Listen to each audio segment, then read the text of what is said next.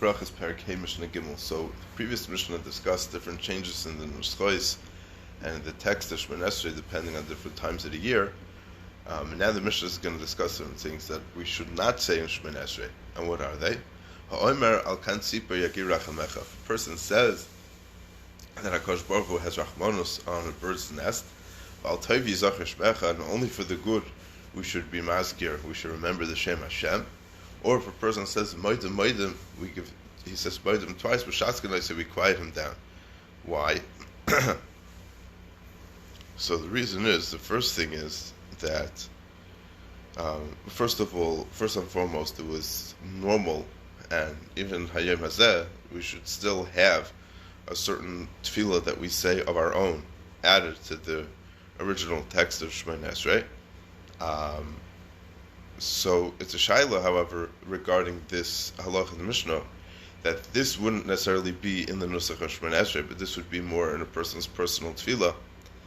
The Rambam holds that these things are also to say in any way possible, whether it's a tefillas yochid or tefillas tzibur. Either way, whether you're saying it as part of Shemon Esrei or not part of Shemon Esrei, you're not allowed to say it either way. What's the understanding of Ha'omer al kan tzipor yagir rachamecha? What's this tefillah? What's he trying to say? So it's like this: just as you have rachmanus on a bird's nest, meaning because HaKadosh Baruch Hu gave us a mitzvah to send away the mother bird before taking the young, so too you should have rachmanus on us.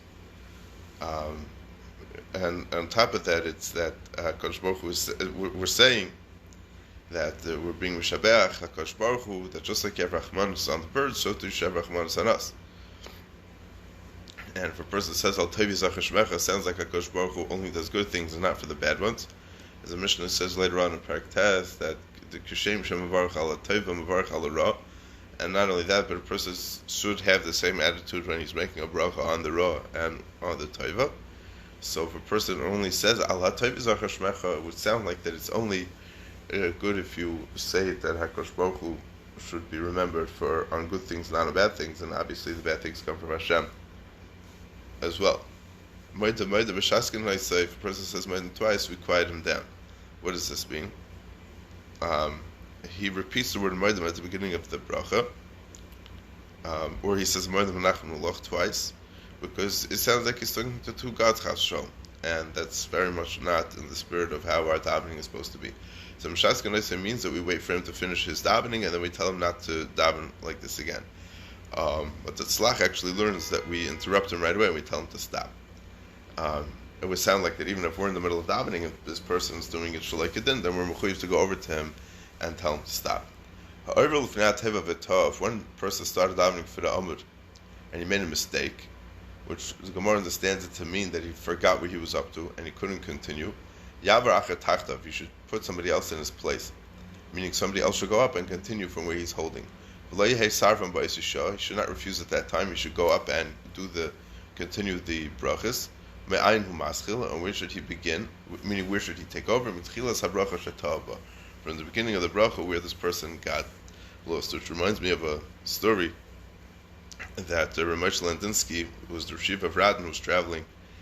I don't know if he was traveling to the Chafetz Chaim or he was traveling. He was traveling along the road, and he was chazing Mishnayos by art. And he was chazing Mishnayos. He goes to the whole Seder Zroim, and he goes to the whole Seder Moed, and he goes to the whole Seder Noshim, and he's going and going and going. And then somewhere a Mishnah in Nezikin, he came across, and he didn't remember how it continued. And he was racking his brains to try to remember the continuation of the Mishnah, and he couldn't remember it. So luckily he saw an inn a couple of minutes away, and he told the wagon driver to stop so he could get into the inn. He asked the innkeeper, by the way, do you have any svarim? So the guy's like, svarim, can I offer you a warm tea and, a place to stay and whatever? He said, no. First, do you have any svarim? So, do you have a mishnayos? So the only sefer the guy was able to pull out was mishnayos and zikin.